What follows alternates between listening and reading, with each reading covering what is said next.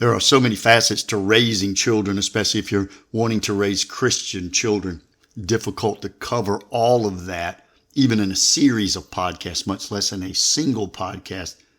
I've done podcasts previously about Proverbs 22:6, training up a child in the way that they should go. Of course, a lot of parenting deals with discipline. How do we understand who our children are? How do we discipline our children? A lot of parenting has to do with the ideas in the Bible about in your emotional agitation or in your anger, do not sin, because oftentimes parents will cut their child some slack, quote unquote, if they're really upset or angry, when we should actually be teaching them. That's the most likely time you're going to get out of line. And so we've got to learn how to adjust to those issues and how we react to the world. But this podcast isn't really about the discipline or the in your anger, do not sin or train up a child. I really just want to cover three aspects, look at kind of three considerations that I don't know get talked about enough when it comes to Christian parenting. And the first one is simply this: a reminder to parents that you are primarily responsible for the child's faith. And it's so easy in our society because we sort of outsource everything. And in a way that makes sense to outsource things. So I do not grow my own food. I do not slaughter my own animals. I go to the grocery store and I buy a can of beans and a slab of meat to come home and cook. We outsource so many things, and so many of us who are busy, we may have someone that comes in and cleans for us or different things. But the one thing we can't outsource is our child's faith. But we have that mentality.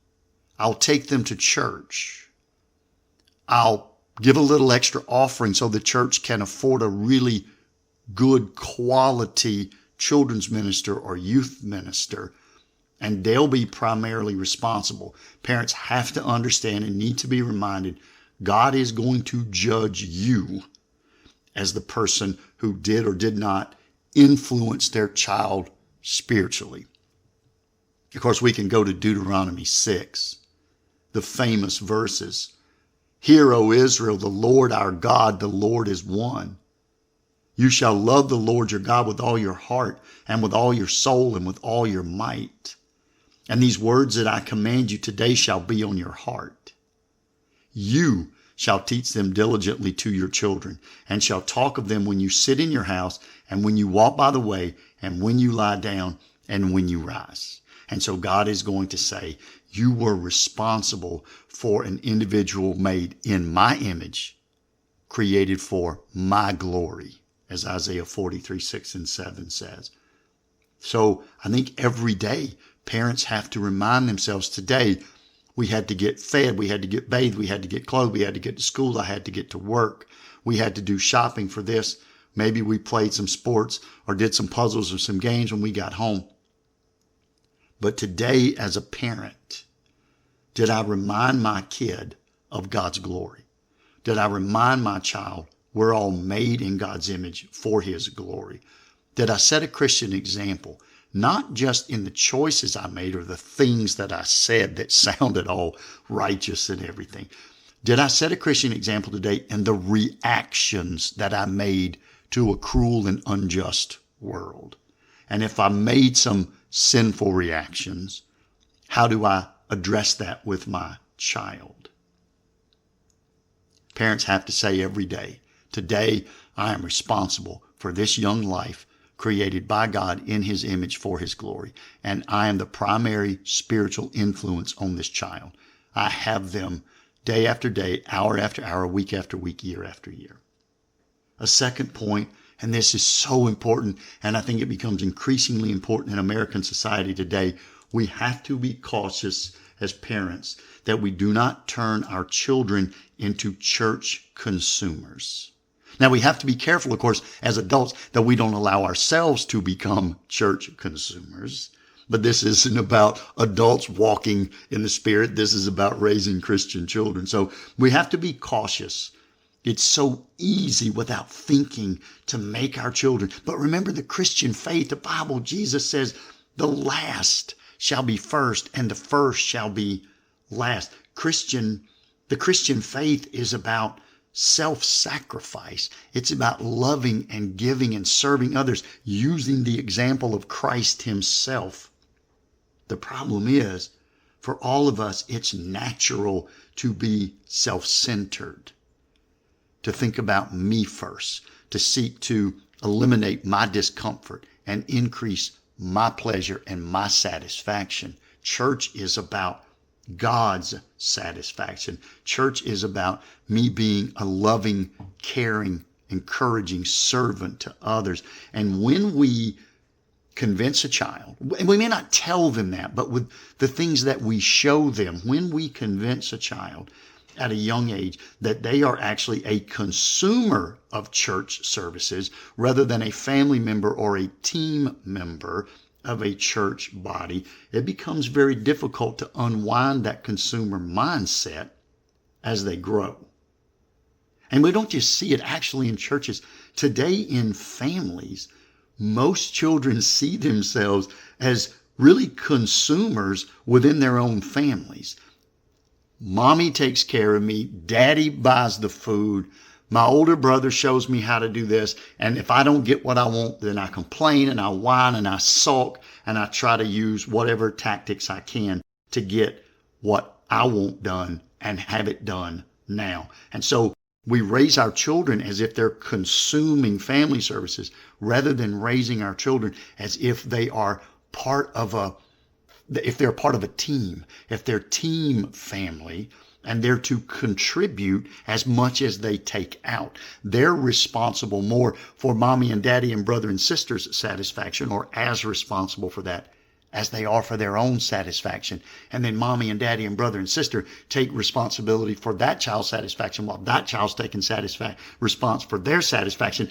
And the whole family grows and is knitted together, as the Bible talks about, united and bonded in love. And that is the way that we are to see our churches as well. And that is what we are to impart to our children relative to church. And so I just want to caution, sometimes parents will choose a church because it has the best sports program for their child. This is what my child likes. Or they choose a church because it has this huge indoor playground. Or they choose a church because they have a helicopter fly over at Easter and drop Easter eggs down out of a helicopter. And there's nothing wrong with playgrounds. And I don't have a problem with helicopters. But if you allow your child to build a mindset, we go to this church because we get a lot out of it. They got cool stuff. They can really engage us with sensory stuff. We take cool trips to go ski or to go surfing. Every year the teen group does. The kids group has these electronically dominated VBSs and large indoor playgrounds. We are telling our child, whether we mean to or not, that we are a consumer of this church, rather than saying we signed up as a family to do this at the church, to do some cleaning at the church, or to do some service at the church. And so we're going to come, and as a family, we're going to work. We're going to put meals together. We're going to do this. We're going to take and serve them to the church's shut-ins. And it really forces that child to reconcile with the idea that everywhere else in life, I might be a consumer. But at church, I am not a consumer. And another quick side note on this, when parents complain too much about church, it registers to a child that, again, we are consuming, me and my parents, we are consuming church services. They need to meet our demand, or we'll go buy our hamburgers somewhere else. You know what? With fast food, that's great. You got a fast food franchise in town and they never get your order right and the food always seems cold and the servers always seem grumpy, then by all means go to the fast food restaurant across the street where you can get a warm burger made to your satisfaction and served to you with a smile, because you are a consumer of fast food. We are not consumers of church. And when we complain, the child registers that. I have talked to hundreds of teenagers and young adults who have been pushed away from the faith because their parents complained nonstop about the church that they attended. Instead of saying, we don't complain, this is our family. We work together with these people to make things better. Plus, I'm not complaining because it's not all about me anyway. I want to take the message of Christ to our community and to the world. I want to serve those in our church. I want to reach out to those in our local area. And so instead of complaining about the things you don't personally like as a parent, refocus those comments to how can we, me and you, my child, how can we better serve this church family that we're a part of? Because that's ultimately what this is all about anyway. Take responsibility for your child's spiritual growth. Choose a church based on where your child can understand that they're not a consumer, whatever that means and whatever that looks like. And by all means, do not complain about church in front of your children. It absolutely changes their mind about what you are supposed to be teaching them. And then finally, let me just close with this. What children need to grow up and be good, strong, healthy, mentally and spiritually adjusted Christians, they really need a couple of consistent adult mentors in their life over a flashy youth ministry. And so I've had children tell me, I had a children's minister, and then when I went into 6th grade, I got a youth minister for middle school. And then when I went into high school, I got a youth minister designated to high school. But in my junior year, that person left and took a senior minister job. And so I had another. And so by the time I got out of school, I had 4 or 5 different children/youth ministers, none of whom I'm in touch with today, versus children who say, I went to a church, we didn't even have a youth minister, but there were a couple of adults who got involved, a couple of couples, a husband and wife team that got involved with me as a young person, and they did stay with me over time. And so again, do not turn your child over to just a youth minister. You are the primary spiritual teacher for your child.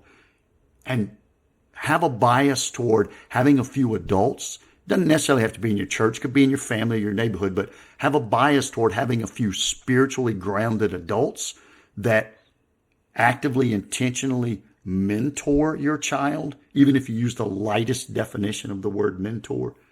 Seek that over seeking the best youth program or quote unquote youth minister, because I have seen, my experience says that makes a much more definitive and long-lasting, has a much more definitive and long-lasting impact on your child's spiritual growth than the youth ministers who seem to come and go. Thanks so much for listening. Until next time, this is Andy.